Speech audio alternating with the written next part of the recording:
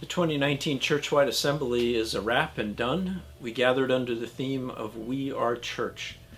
And it was really a delight to serve with the voting members of the Lower Susquehanna Synod. They were a diverse group of people, young and old, from high school to college to seminarians to retired people. They were people of color, and they were immigrants to this country. All of them worked incredibly hard to really dive deeply into the issues that we dealt with, and it was really a pleasure, and I was proud to serve alongside of them in this work. If you ever get the chance to come to a church-wide assembly, take it. You're going to love it. You're going to meet people from all over the United States, indeed from many parts of the world as well, to learn about how great this church is operating in many different facets. But one of the things that I appreciate most about being at a church-wide assembly is the daily word and sacrament worship. It strengthens me, it feeds me, it keeps me going throughout the week of meetings and talking and listening. And you get a lot of ideas to bring home too. So last evening, the youth and I went to a meeting and we got to meet a whole bunch of kids from around the country. And it was really cool to see what they like to do. Tonight, we had a dinner with youth and young adults, and it was really neat to see church-wide people tell us how they are standing up for us. I really appreciated the youth assemblies, be able to gather, be able to vote so my voice can be heard as a youth. Hi, I'm Pat Wyatt, pastor at the Lutheran Church in Harrisburg. This is my first church-wide assembly. I come here and the richness of the inclusive voices that we hear. A woman bishop, an African descent vice president, and we hear voices that are intelligent, that are passionate, that are faithful, that are committed, that are devoted. And it's granted, we have an awfully long way to go. But how far we've come is also something that's kind of incredible. We're also going and celebrating the 50th anniversary of the ordination of women, and then we got 40 women of color and 10 for women of inclusiveness, all women. I remember the day when women were first being called in churches, and there were bishops who insisted for congregations that if you do not take a woman candidate, you will not have a candidate. And how hard that was.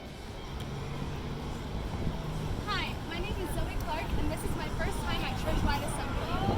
I'm a young adult, biracial female, and never in my life have I felt more represented by the church.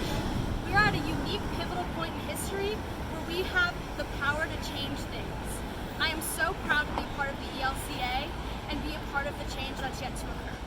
Hi, I'm Pastor Hans Becklin from Salem Lutheran Church in Lidditz and a member of the ELCA's Church Council. It's so wonderful to be here at the Churchwide Assembly because rooted in our baptism, we experience the oneness of Christ as one whole church. Even as we are on the floor making parliamentary motions and debating, we still experience the oneness we have in baptism by the power of the Holy Spirit. That is something we see not just here, but also when our congregations meet in annual meetings, and also when our synod meets for synod assembly. And what a joy it is to be together and to see that oneness be manifest. It was an exciting time for the church. As we gathered, we worked with some really critical issues, but I think it was Jesus' teaching that guided us. Jesus reached out to those who were marginalized in society at his time, the women, the sinners, the people who were ill, people who were not seen by the culture of their time, the Syrophoenician woman. All of those kind of people that were marginalized were people that were focused by Jesus. I think the Churchwide Assembly focused as well on some of the people that are marginalized in our society.